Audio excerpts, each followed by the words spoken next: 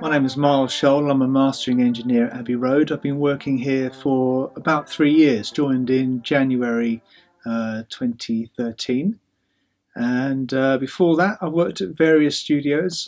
Started my career in a studio in Primrose Hill, then moved to a place in Fulham, and then spent quite a long time at a company in West London, which was great fun for a while, but then became less and less fun to work there. So I got a little opportunity to come here, and I thought, what's to lose? You know, it's a lovely place, nice people, good facilities.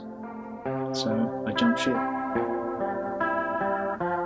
Who's that woman on? It wasn't during my career, it was before my career. Bit of a hi-fi nerd in the 80s when I was at school, and I had some records pressed by a company called Mobile Fidelity Sound Labs, and they used to license original master tapes and do half-speed cuts of classic albums. I had some Beatles albums, I had Dark Side of the Moon, it's one of theirs, and those records just sounded amazing.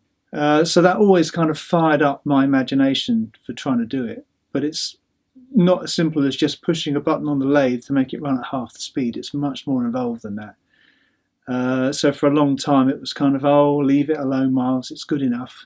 But eventually I managed to persuade technical people to help me out, make the necessary refinements and adjustments to the equipment so I could go ahead and do it.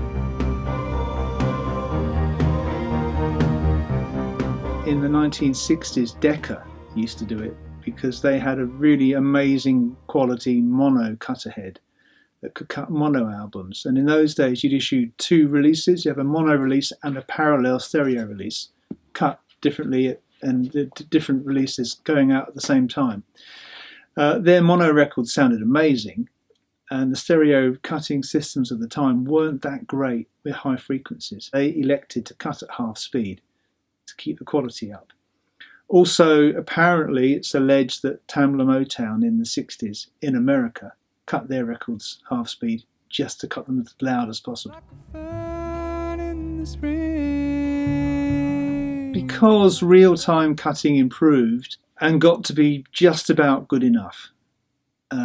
So for most people, just about good enough was okay. And ultimately, they were very busy days. You know, people were cutting records all day, every day. You'd need twice as many facilities and rooms and engineers to do it if you did everything half speed.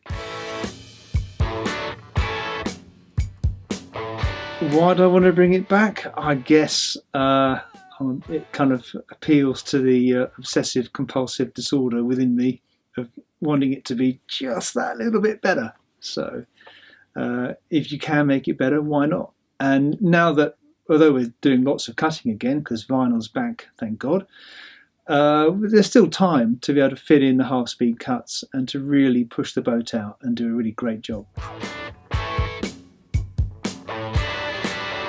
Well, the process of a record is the sound waves that you would hear from the speakers are recorded on the record as a wavy groove.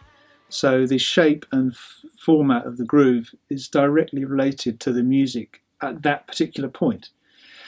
So if you get a load of bass, it moves quite slowly, laterally. If you get mid-range, like a voice or a guitar, much quicker. And high frequencies, really, really fast indeed. If you had a tambourine playing, there might be, say, a 10 or 12,000 cycles per second component within that tambourine.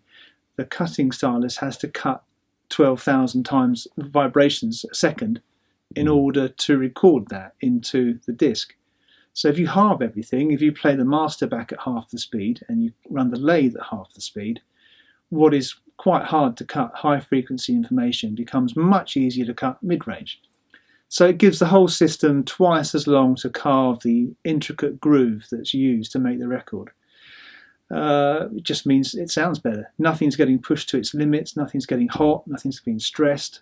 The cutter head will draw between about 1/3 and 1/4 of the current it would need at real time. So the whole thing can just sail through nice and slowly and carefully and do a much more accurate cut. Well, we have Neumann equipment here at Abbey Road. It's been extensively modified. We have custom designed filters which we have to adjust for real time and for half speed. So it's just a case of me realigning everything for the half-speed mode, checking it all works okay and going for it, slowly.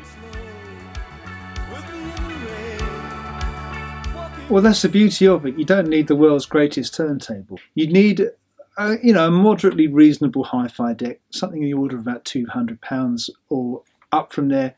You'd easily hear the difference between, if it's well pressed, a normal cut and a half-speed cut. Obviously, if you've got a £50 thing, it's not really going to be a lot better. No, I wouldn't say so. There are all sorts of genres work. I've done dance music, I've done classical music, I've done jazz, rock, lots of rock music. Everything can benefit as long as the recording is good. Obviously, if it's a really nasty sound, if it's a thing recorded off the radio and being reissued, it's not a lot of point because the source isn't good enough. But anything recorded in a professional studio at any point in its history that still sounds good is going to benefit from being half-speed mastered. It's absolutely crucial. If the source isn't good enough, I won't be doing it. I'm not here to try and, make a silk purse out of a sow's ear. I want to make sure that everything I've got is good. So if the masters aren't good enough, or if the thing is too damaged, or there's no high quality source to work from, then there's not a lot of point. And I put my hands up and say, I think we need to find a better source if we can. And if we can't, we'll have to just not do it. Well, if it's in good condition, the original master tape will be the best thing if you can get it. Sometimes the original master is not the best source to use because it's been played and played and played and it's worn out. I know many albums where a safety copy is far better. Or often there's a parallel master in the archive that's marked do not use, not master, and all it is, it's in the wrong sequence. So that tape's in mint condition, it's just in the wrong running order. So if you can rearrange it, cut from that. One of the best sources I had was for John Martin's Solid Air, which was the original master tape. It was in fabulous condition. I mean, it absolutely sounded incredible. Put it on and you'd imagine that John Martin was in the room. It sounded so good. The other albums in this series were from various sources. The Simple Minds album came from the original half-inch tapes. The Police is from an analogue source. Some of the other tapes are in an archive in America. So I don't have access to those tapes and they can't be shipped across the sea anymore. It's too dangerous. So we had higher resolution transfers made in America and we worked from those.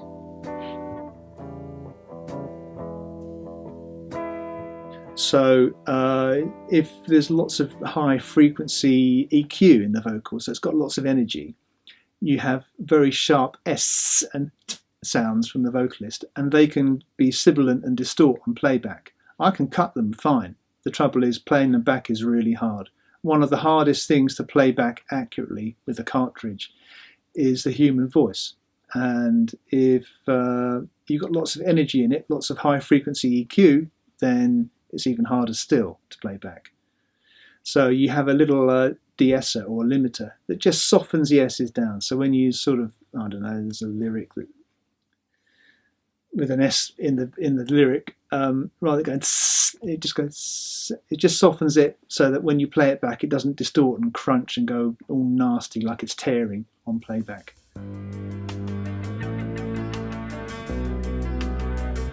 It's more accurate digitally. I can, with this entire series, I've worked from higher resolution digital transfers that either I've made or I've been given. And when I'm doing the de-essing, I can micromanage the audio, so I can just target the S by doing thousands of little edits. And that way the audio is not getting damaged. If I was to de-ess an entire track, it would hit everything, because the limiter doesn't know the difference between a bright S in a vocal to a bright guitar, to a snare drum hit, to some hi-hat patterns or a tambourine. All of those things will all get diminished by the de-esser because it just thinks, oh, there's a nasty sharp waveform, better just make that nice and smooth. This way, if I can do it digitally, I can literally zoom straight in, treat the S, zoom out again, and only that S has been modified, just enough to make it cut and play back accurately. So you've got all the lovely bright guitars and the hi-hats and the snare drums are working just as they should do, and they're not getting bashed or clobbered with the scattergun approach you'd have to use doing an analogue.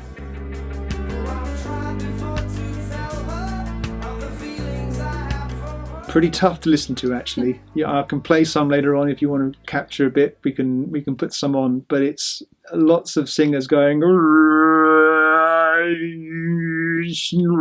know, it's pretty slow, but you have to concentrate, and it's hard to stay focused on it sometimes. I mean, I've had 14-hour days of it non-stop, and that's pretty tough. You know, people come in here and just go, "How can you listen to that for so long?" And I listen to it because when you hear the record back when it's finished, it's just kind of, yeah, wow. That's why I do it, because it's incredible sound.